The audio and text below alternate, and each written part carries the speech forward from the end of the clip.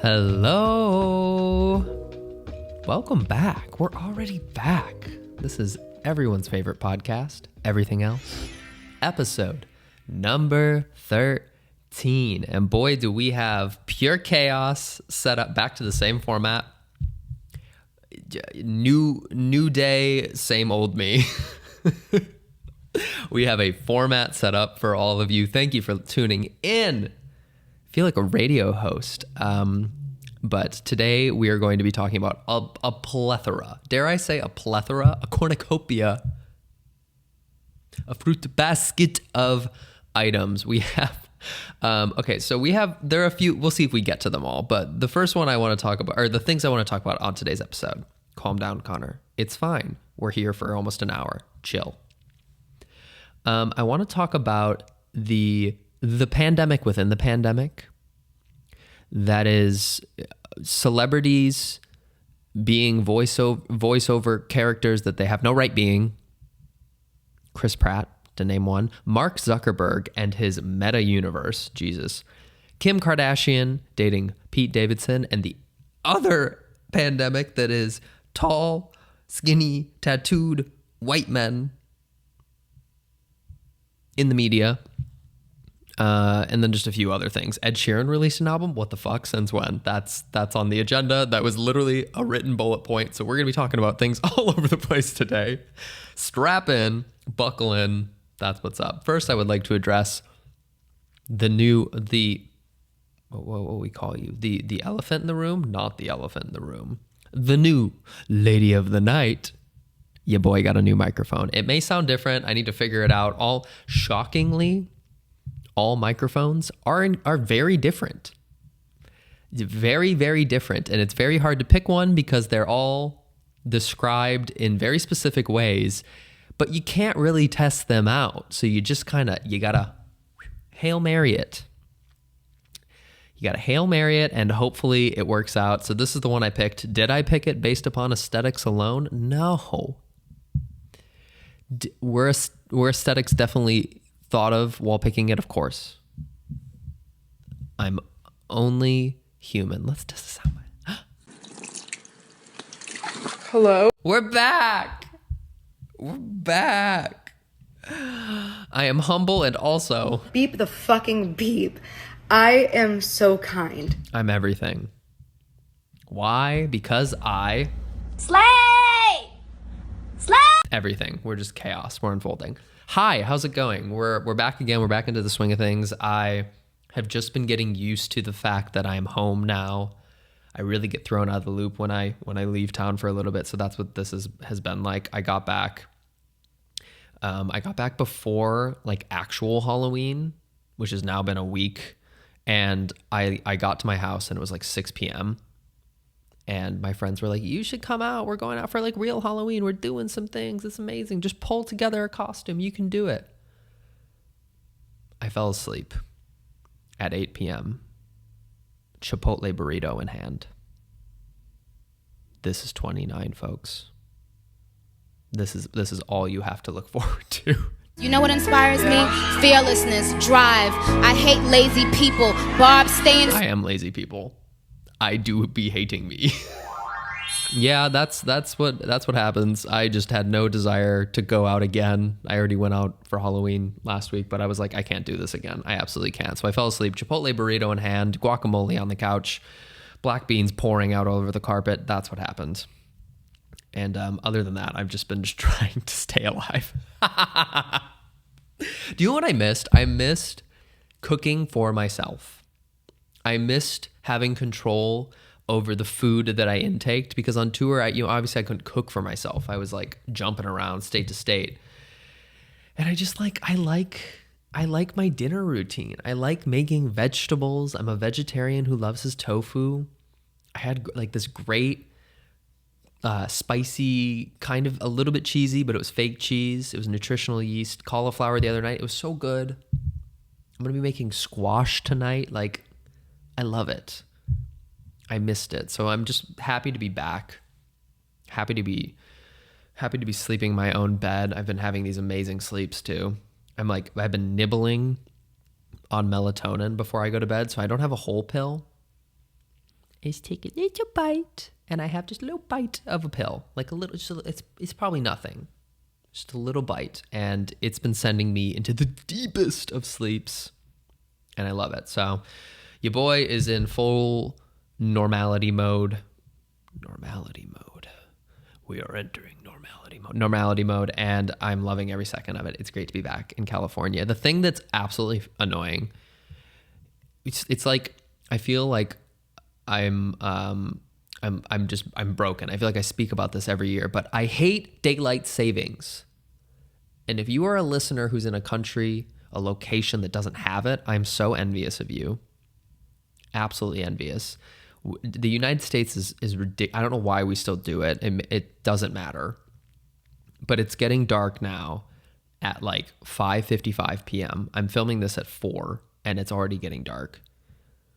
And we have daylight savings in a few days, and that means it's going to get darker.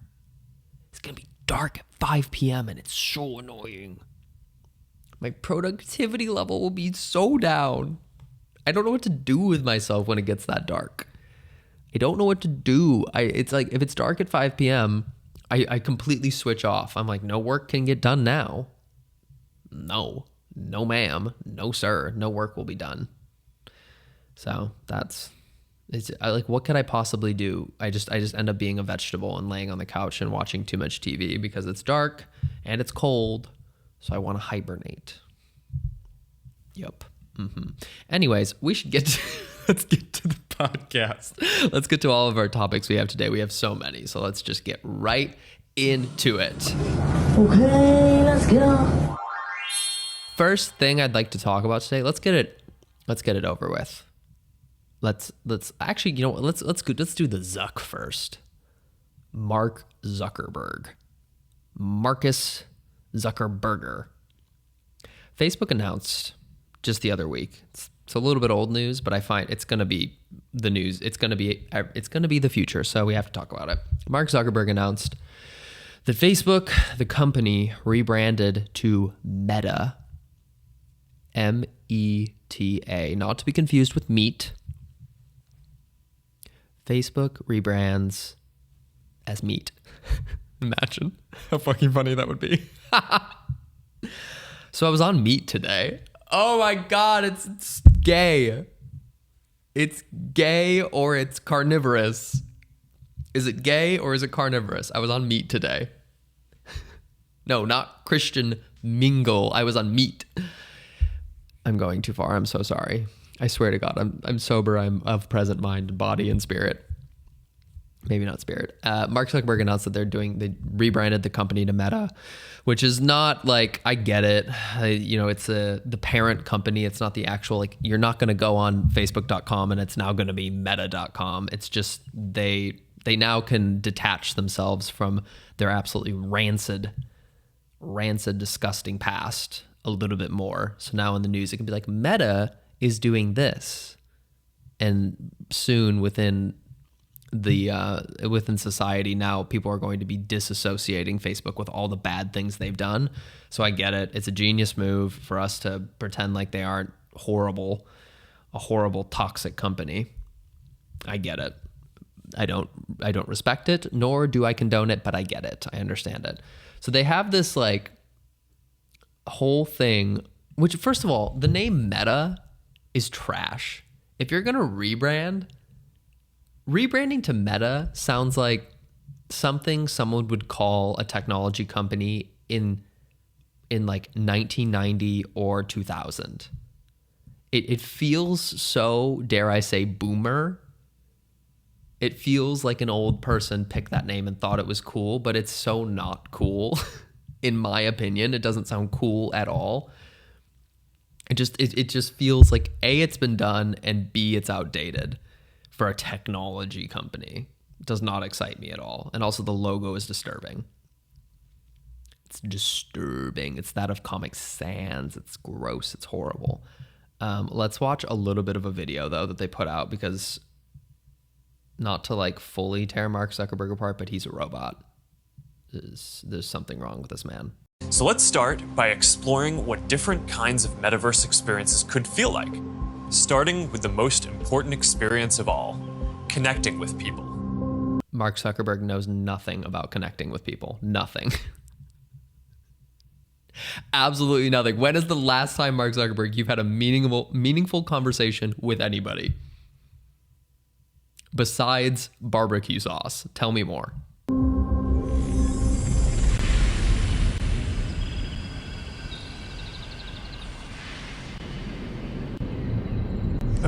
What is this tragedy?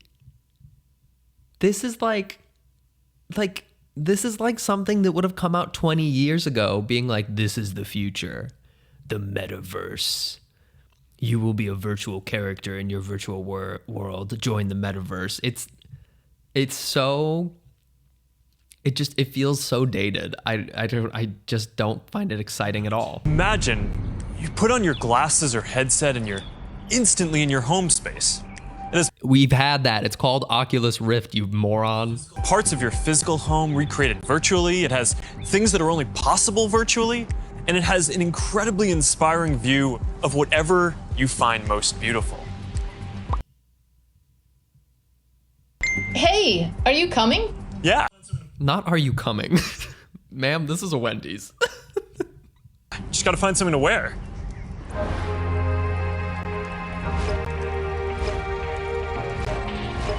All right. It doesn't, like, what is this B-rate Sims, this copy of memojis? What is this? Perfect. Oh, hey, Mark. Hey, what's going on? Hi. What's up, Mom? We're floating in space. So let's... This is tragic. It's really, really sad that they think anyone is interested in this from them. I find it so deeply confusing. And I imagine they're pumping millions upon millions of dollars into something like this, and it's just never going to hit off because it's already been done. This has already been done. I don't want this from you. That's truly all I have to say. I don't understand at all. And I'm just resisting the urge too to like make fun of Mark Zuckerberg, his like, what is that haircut, sir? Sir, what is that haircut? You're a billionaire. What is that haircut, sir? Okay, I'll stop. What is that? What is happening? What is happening on your head? Let's move into, we haven't done something like this in a minute. I feel like I've been focusing purely on celebrity news. So let's talk about something that was trending on Twitter the other day I find interesting. So the UN, the United Nations, hosted a climate summit for talking about climate change, where they bring together different world leaders into one room and they discuss how they can positively impact the dystopia we find ourselves in. How can we change? How can we halt climate change, or how can we slow climate change down? So they had it in Glasgow, Scotland. And the irony of it is, because at this point, like, obviously, if you're listening to this, let's be real, you know that climate change is real and you believe in that as well as the science behind it. But what was so missed in this climate change summit is that apparently roughly 400 private jets or planes flew to Scotland. They flew world leaders like Jeff Bezos, apparently Prince Charles, Biden, Boris Johnson, all these leaders within the world. They flew on private jets to this conference about climate change. And if you know anything about climate change, flying is one of the worst things you can do for the climate. It has such an immediate impact on the climate. All the fuel that is expelled within that process, it is so bad. Like, I took a footprint, what is it, like a carbon footprint quiz one time. And because I recycle, I compost, I shop vintage a lot of the time, I'm a vegetarian, and I like to walk places, I was good. I felt very good about myself. I thought, you know what? Go you, Connor. You are humble. You are kind. You are a upstanding citizen. Oh, What you said? Queen. I'm a queen. I'm a queen. I've been using too many sound bites. I'm sorry. I'll hold back a little bit. I'm a queen.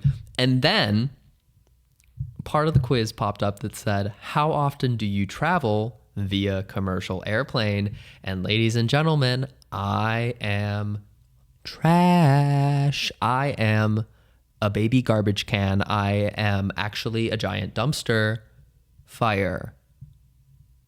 It's disturbing how disgusting I am. My climate footprint, none of that mattered. As soon as I put in the fact that I am on a plane, multiple times in an average year, multiple times a month, bad, horrible. My footprint, trash. Done. It's over. So to have something like a climate change summit and to fly unnecessarily during a pandemic, 400 private jets to gather world leaders just feels like a missed opportunity. I get that for safety reasons, those people probably had to be on private planes. I get that. But during a time where we are more capable of gathering digitally, couldn't they just think of a good way to somehow do this differently? Couldn't they have called up motherfucking Mark Zuckerberg and said, let's hop into the metaverse? Let's have the climate change hosted by Meet. Imagine that they're all in there in their little memojis. Oh no, that would be tragic. It'd be horrible. Bald Jeff Bezos looking like an evil villain with a cat on his lap and an eye patch. Yeah, it just feels like it missed the mark from the very beginning, especially during a time where they could have done it a different way. I don't know. And I'm sure things like this, it's like, I guess they need to gather maybe to get things really done, because I even find myself sometimes on Zoom calls being like, I just don't feel connected to this person because we are separated by a screen. I don't know, but I just found that interesting and ironic, and I'll leave a link down below if you want to take your carbon footprint quiz calculator thing, because it is very interesting. But flying, if there's any way for you to cut it out, it's definitely one of the worst things you can do. Obviously, we need to figure out the whole corporation element to it. That's where the real change will come into play, is governments halting companies from doing participating in business that negatively affects the climate as a whole. But like as an individual, flying is really bad. And it's unfortunate, I will say. The epidemic of skeleton men dating women. I don't care at all about this, spoiler alert, but Kim Kardashian was seen riding a roller coaster with Pete Davidson, and I could give two shits. I don't understand why anyone... The idea that people tweet about this passionately is baffling to me. Kim Kardashian and Pete Davidson were seen riding a roller coaster together, and everyone was like, oh my God, Kim just got out of a marriage. How could this happen? Why are they together? Maybe they're just friends. Maybe they're just having a fun night. Maybe they're passionately in love. Is it any of our business? I don't think so. The thing I find more interesting, though, is what is with the trend of the media caring very much about tall, slim, tattooed, Skeletor-like human beings. It is not a coincidence that who is Pete Davidson. It's, oh God, I don't even know their names because I don't care that much.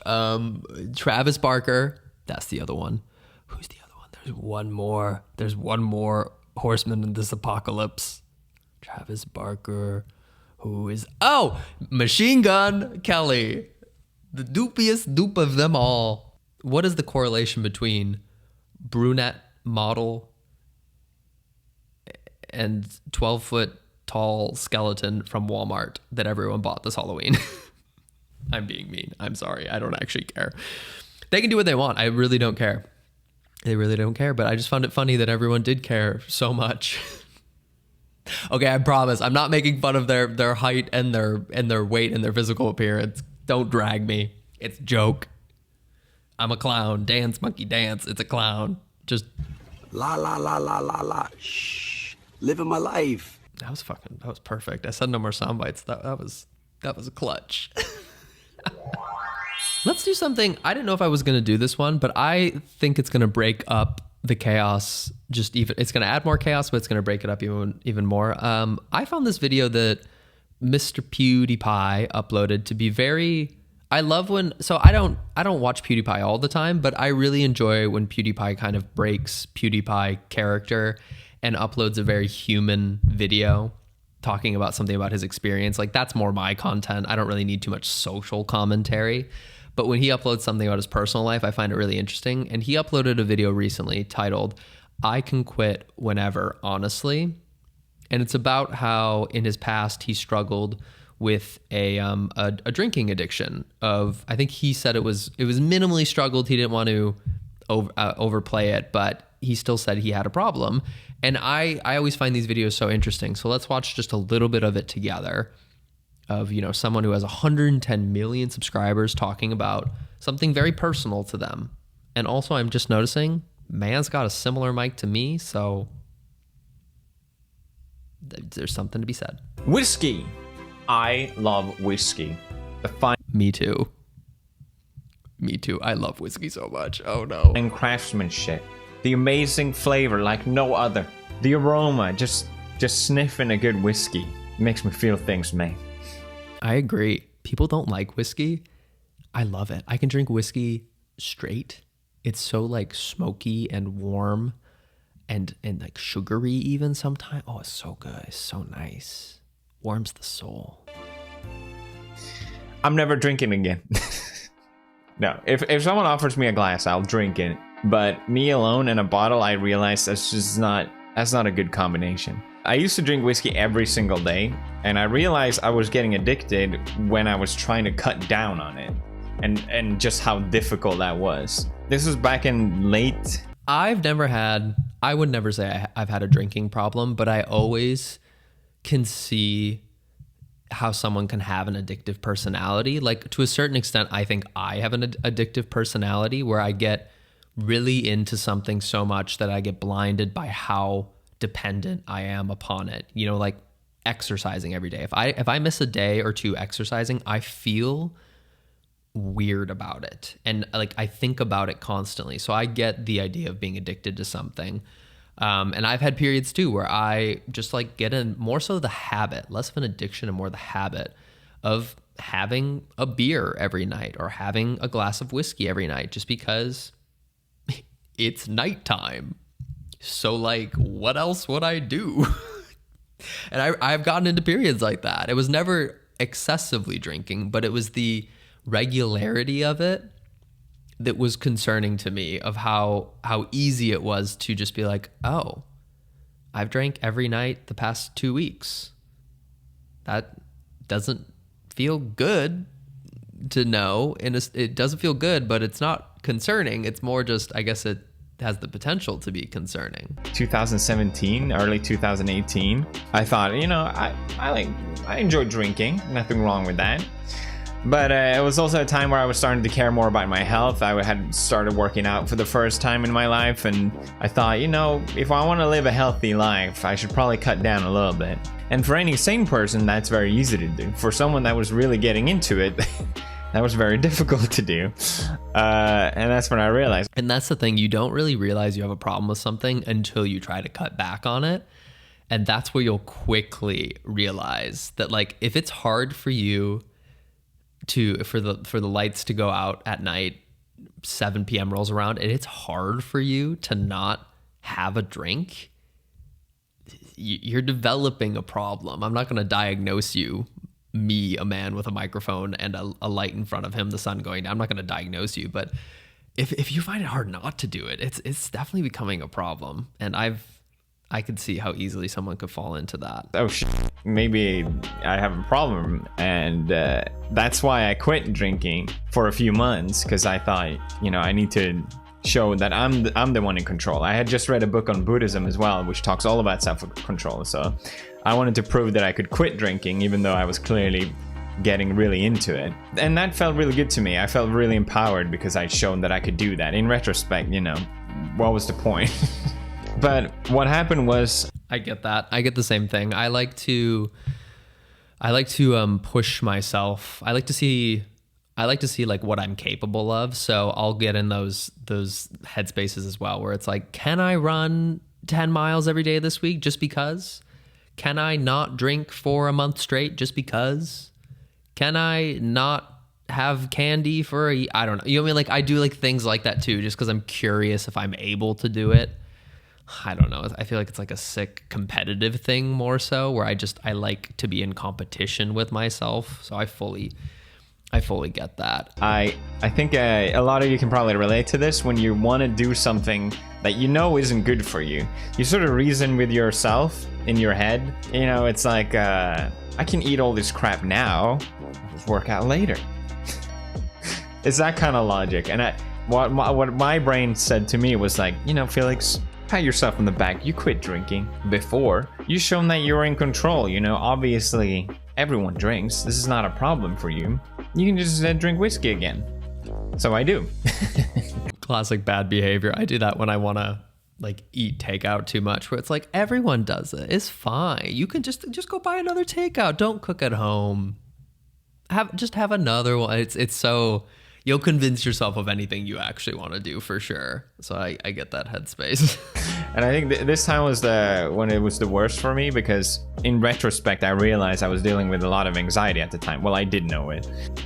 Drinking to sort of escape emotions is a recipe for disaster. This was during the time of all my controversies. I was dealing with... Yeah, so he goes on to tell, we're not going to watch the whole thing. I feel like we've already watched a bit of it, but PewDiePie goes on to tell his story more in depth and how he ended up quitting for, I feel like either quitting fully or quitting for a much longer period of time. I can't quite remember, but he was more just talking about how he never wants to be reliant on a substance. And I totally get that. The older I get, the more I have that thought as well, as I never want to feel reliant on, I guess, like any sort of substance that affects my mood. I wouldn't want to be reliant on alcohol, or like people in California smoke a lot of weed, or even honestly I get worried about melatonin, about like something that I need to fall asleep. I never want to be reliant on it. There's this idea of being like clean that feels nice, but at the same time I also like to drink and I like my melatonin. So it's like, I don't know, it's that fine line. Anything in excess is bad for you. You can even drink too much fucking water and it's bad for you. You can get too much sleep and it's bad for you. Isn't it like if you eat too many carrots, you can turn orange? So like anything is too bad for you. So I'm always like trying to be conscious of that as well. Add like variation to your life. And by no means am I sober or anything like that, but I definitely am aware of my alcohol intake and everything. So I thought that video was very nice. I thought that vulnerability was really nice to see from Felix, as well as to such a big audience. It takes a lot of guts. So I thought that was a really nice video. It's nice. It's just nice. I don't know. It's nice. The last thing I had written down, and there's absolutely nothing to this, so it's gonna be like a 10-second question mark, is Ed Sheeran released an album? Who? What? What's that? I wish I had that sound effect. I'll insert it here.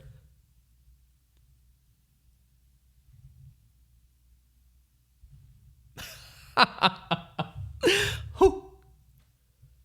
Oi. So good. That's what I saw.